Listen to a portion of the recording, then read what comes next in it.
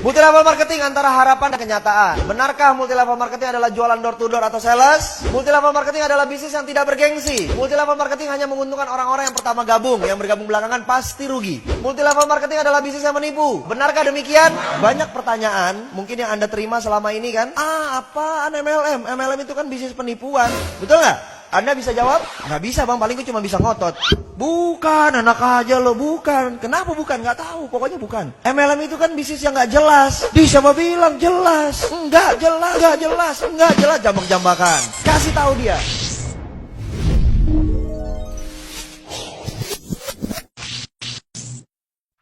Anda tahu nggak bahwa di dunia ini ada sistem pemasaran? Setiap perusahaan yang ingin mencari keuntungan pasti harus menjual produk. Produknya itu bisa berupa barang, bisa berupa jasa, betul? Nah, dibutuhkan sistem pemasaran untuk sampai ke konsumen. Nah, sistem pemasaran itu hari ini saya mau jelaskan kepada Anda.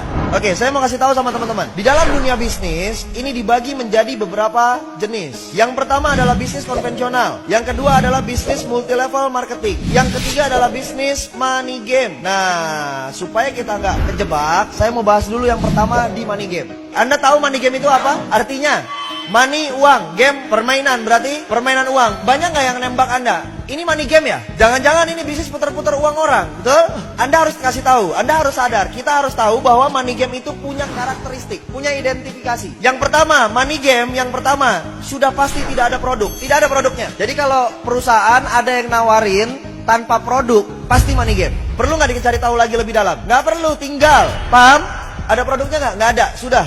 Tinggal. Identifikasi yang kedua, ada produk tapi harganya selangit. Contoh, produknya harganya selangit itu dibandingkan sama produk-produk yang ada di pasaran. Contoh misalnya odol. Odol biasa beli Pepsodent berapa harganya? Goceng, ceban gitu ya. Nah, ini ada perusahaan misalnya, dia punya produk odol juga. Harganya berapa? 50.000, 100.000. Apa kelebihannya? Pas sikat gigi, giginya jadi emas. Paham gak maksud saya nih? Jadi harganya terlalu berlebihan, terlalu jauh. Produknya misalnya air minum, air mineral. Air mineral biasanya berapa? 5.000. Ada nggak yang jual sampai 50.000? Itu money game, itu identifikasi money game. Yang ketiga, sebenarnya tidak ada produk, tapi pura-pura ada produk. Biasanya sistemnya cicil atau tabung. Misalnya contoh, perusahaan itu menawarkan Anda produknya emas, tapi nanti dapat barangnya tahun depan. Jadi setiap bulan Anda taruh uang dulu. Perusahaan itu menawarkan travel, perjalanan umroh, perjalanan haji. Sifatnya tabung tiap bulan. Kapan dapatnya? Ntar 2 tahun lagi, ntar tahun depan. Nah, itu hati-hati, itu money game. Pura-pura ada produk padahal produknya nggak tahu kapan adanya. Produknya nggak jelas. Paham? Dan ini udah banyak di masyarakat. Jadi 3 identifikasinya. Anda ketemu sama perusahaan seperti ini yang nggak ada produk atau produknya harganya selangit, atau nggak ada produk tapi pura-puranya ada produk dengan cara mencicil atau menabung. Sudah, tinggalkan. Itu bukan perusahaan yang benar. Paham?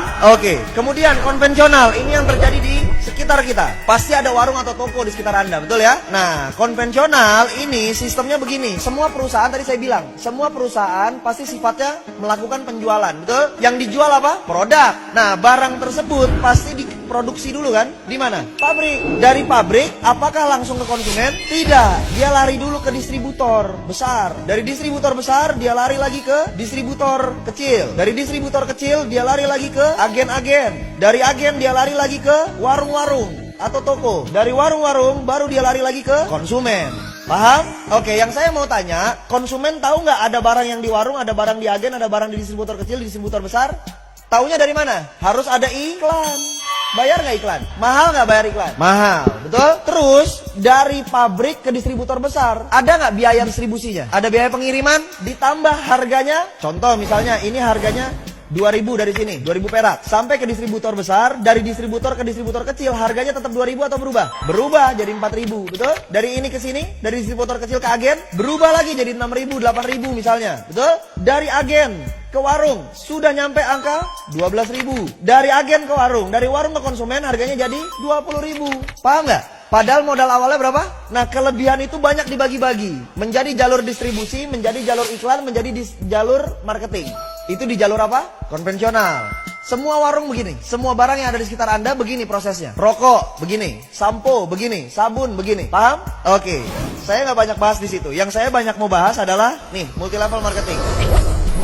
Lalu kalau begitu, apa bang kelebihannya multi level marketing? Multi level marketing ini adalah perusahaan di mana barangnya tetap yang produksi pabrik. Dari pabrik lari ke distributor distributor tunggal namanya. Itulah perusahaan multi level marketing. Dari distributor tunggal larinya kemana? Ke konsumen. Langsung. Loh, terus bang, kan konsumen ini kan member.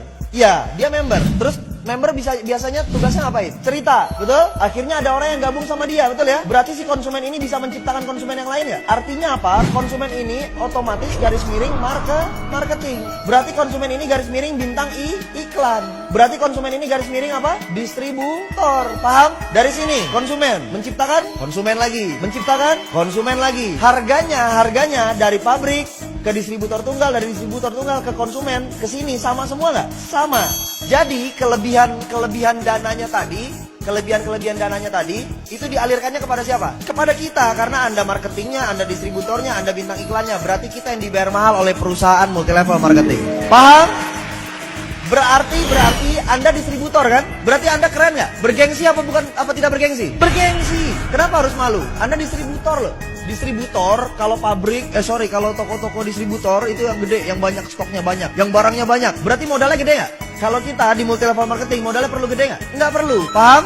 Oke, satu kelebihan lagi yang saya mau bahas. Anda lihat, Anda perhatikan. Biasanya jumlah barang yang dimiliki konvensional dari pabrik, dia ngoper ke distributor besar ini biasanya bersyarat. Artinya paket besar. Anggap misalnya 10.000 piece. Begitu sampai turun ke distributor kecil, ini turun menjadi 2.000 piece. Dari sini turun ke agen misalnya 500. Ke warung-warung misalnya 100. Ada batasan jumlah barang yang dikirimin, stoknya. Berarti pertanyaan saya begini, si warung ini bisa nggak lebih kaya daripada agen? Nggak mungkin, orang jualannya cuma 100 tiap hari. Agen jualannya 500 tiap hari. Mungkin nggak dia lebih kaya daripada ini? Tidak mungkin. Agen mungkin nggak lebih kaya daripada distributor kecil? Tidak mungkin. Distributor kecil mungkin nggak lebih kaya daripada distributor besar? Tidak mungkin. Betul? Oke. Sekarang saya mau tanya, multi level marketing, si konsumen ini jual produk nggak? Jual. Produk siapa yang dijual? Produk perusahaan, bukan produk dia. Punya stok nggak masing-masing? Punya. Stok buat apa? Buat konsumsi, bukan buat dijual. Paham nggak? Stok yang dimiliki member yang bergabung itu adalah stok konsumsi, bukan stok untuk dijual. Yang dijual adalah produk perusahaan. Berarti ada batasan nggak stok barangnya? Tidak ada. Bisa nggak kejadiannya begini? Konsumen yang atas jual cuma 50, konsumen yang bawah jualnya 100. Bisa? Bisa. Siapa yang kaya? Ya dialah yang dapat untung banyak. Yang ini cuma jual atu. Berarti yang lebih kaya yang mana? Yang bawah. Tadi ada kalimat kan? MLM adalah bisnis yang memperkaya yang di... Salah atau benar? Salah. Karena justru multi level marketing lah yang melawan konsep bisnis memperkaya yang di atas. Kalau konvensional udah pasti yang atas yang lebih kaya. Kerja di kantor udah pasti yang atas yang lebih kaya. Gaji staff sama manajer gede mana? Berarti itu yang memperkaya yang di atas. Kalau multi level marketing tidak memperkaya yang di atas sama sekali. Oke, berarti kita harus bangga dari perusahaan multi level marketing. Berikan aplaus yang luar biasa diri Anda.